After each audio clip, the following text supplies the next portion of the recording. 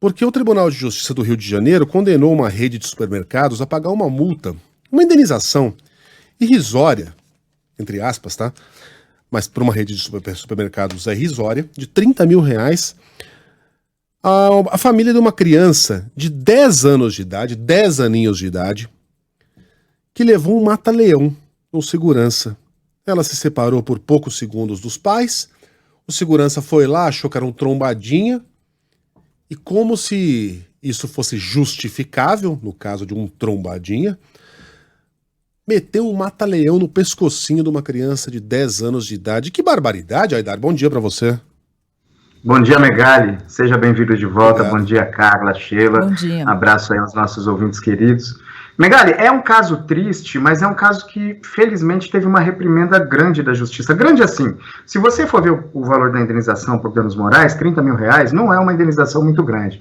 Inclusive, no voto, a desembargadora Andréa Pachá, que deu um voto que é para ser moldurado, a gente costuma falar, criticar muito a justiça, mas nesse caso foi um golaço, ela disse que não havia pedido para majorar os danos morais, dando a entender que se tivesse havido esse pedido, ela teria aumentado essa indenização. Agora, independentemente disso, Megali, o caso foi o seguinte: em outubro de 2019, um casal entrou com um filho num supermercado em Jacarepaguá, no Rio de Janeiro, e essa criança, eles levaram 2 carrinhos, e um dos carrinhos, tudo isso está relatado no processo, a mãe pediu para a criança ir devolver, porque eles não iam precisar de 2. Quando ele foi devolver na porta do supermercado, onde geralmente ficam os carrinhos, na entrada do supermercado, ele voltou, essa criança estava chorando, absurdamente assustada e com uma marca vermelha, um vergão vermelho no pescoço. O segurança tinha dado um mata-leão num menino de 10 anos de idade, porque poderia ser um possível trombadinha. Inclusive, no processo, o supermercado, para se defender, ele tenta justificar essa ação do segurança, dizendo que há ali uma grande incidência de furtos cometidos por menores de idade, e que isso justificaria essa abordagem do segurança. E aí, Megali, por acaso, por esses acasos da vida, né, porque não existe racismo no Brasil, a criança era negra.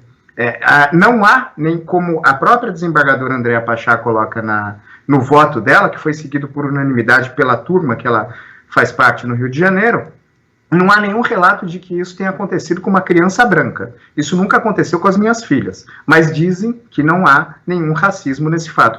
O fato é que a Andréa Pachá enfrenta isso no voto com tintas muito claras, Megali. Ela diz em um ponto, por exemplo, porque ela diz que há uma tentativa de normalizar essa abordagem, e ao tentar normalizar essa abordagem, normalizar esse racismo estrutural. E ela diz, entre aspas, Megali, eu separei aqui, como se fosse possível determinar quem são os suspeitos de sempre a partir da cor do corpo.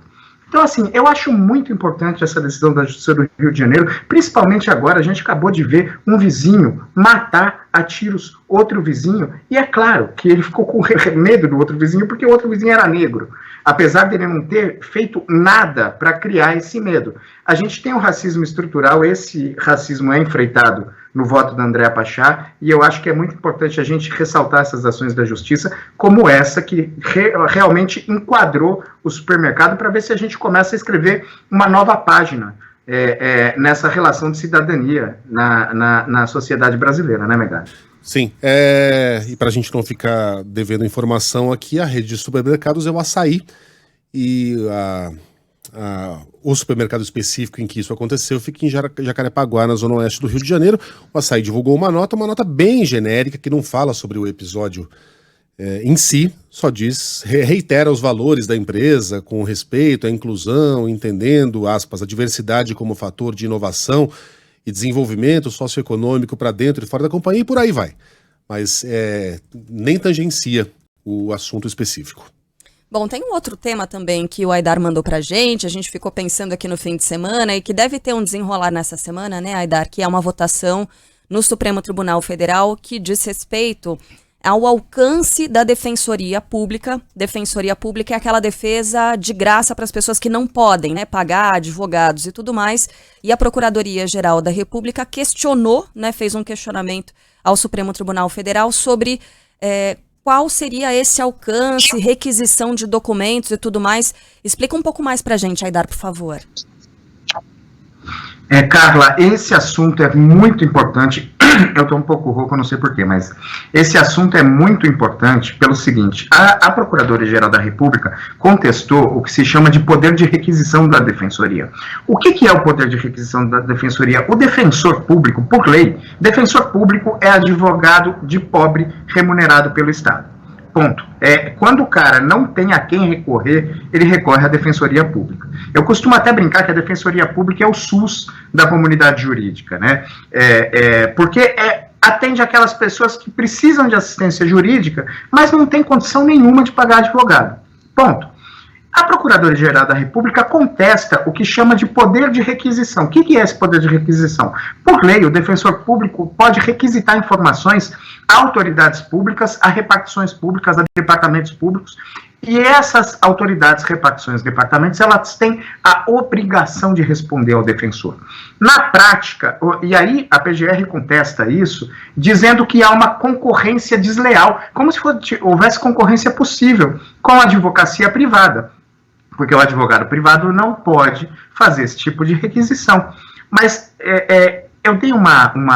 eu dei alguns exemplos já tratando desse assunto, e eu acho que um que é muito claro é o seguinte: a gente pode imaginar, e esse caso eu dou de exemplo, mas ele efetivamente acontece e aconteceu num dos atendimentos de defensores públicos. Uma pessoa que tem um financiamento do Minha Casa Minha Vida e acaba deixando de pagar algumas parcelas, ou se enrola, ou tem algum problema com o banco que está financiando. Se a gente pensar em uma pessoa da faixa 1, é uma pessoa cuja renda familiar é de R$ 1.800 no máximo. R$ 1.800, renda familiar, a gente sabe que não pode pagar um advogado. Vai à Defensoria Pública. O que a Defensoria faz? A Defensoria vai e notifica a Caixa Econômica Federal, perguntando sobre informações do financiamento, possíveis critérios de parcelamento especial, se é possível ou não o abatimento dos juros. O que acontece, e já aconteceu em casos como esses, Megali, Carla, Sheila? A Caixa já responde, às vezes, propondo determinado financiamento. A Caixa já diz: olha, de fato, está devendo tanto e a gente pode fazer um parcelamento especial com essas condições.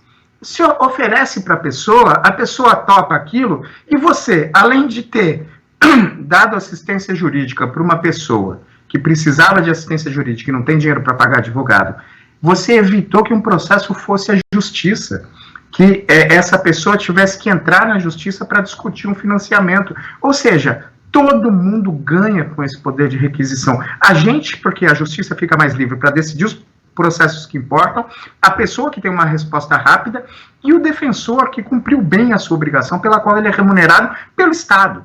Então, assim, é inacreditável que esse poder de requisição da Defensoria Pública seja contestado e esperamos que o Supremo Tribunal Federal corrobore que o defensor público tem, sim, esse direito de fazer. Por enquanto, há 2 votos nos casos que começaram a ser discutidos, do ministro Edson Fachin, do ministro Alexandre de Moraes, os dois mantendo esse poder de requisição da Defensoria Pública. Vamos ver se continua assim. Aidar, em 10 segundos, porque o nosso tempo já estourou, o que é que a PGR ganha ao fazer esse questionamento? Carla, eu não sei te responder isso. Nada. Não ganha nada. Apenas... Complementando a pergunta complementando a pergunta da Carla, isso já é parte da gestão Augusto Aras? De quando são esses pedidos? São da gestão Augusto Aras e a Advocacia Geral da União, que antes era favorável ao poder de requisição da Defensoria Pública, mudou de posição e passou a atacar o poder de requisição da Defensoria Pública. Numa notícia, inclusive, quem deu essa notícia foi a Mônica Bergamo, nossa Mônica Bergamo, na Folha de São Paulo, na sexta-feira ou quinta-feira passada. Já é da gestão Augusto Aras e não dá para entender por que isso está sendo feito. Porque não há concorrência possível, gente, da Defensoria com advogado privado. Isso não existe. Só no mundo da cabeça deles, porque no mundo dos fatos isso não existe. É bem impressionante, né? A gente reclama aqui da inação de Augusto Aras em relação aos crimes cometidos pelo presidente e pelos seus, mas a verdade é que quando o PGR resolve trabalhar, ele consegue piorar as coisas. Eu não sei o que é pior, um Augusto Aras imóvel ou um PGR como dessa qualidade se mexendo. Porque cada enxadada uma minhoca, né? É impressionante. É impressionante, que qualidade de administração. E a gente só conseguiu abordar 2 dos 4 assuntos. Mas semana que vem tem mais, Aidar. Um abraço pra você, até!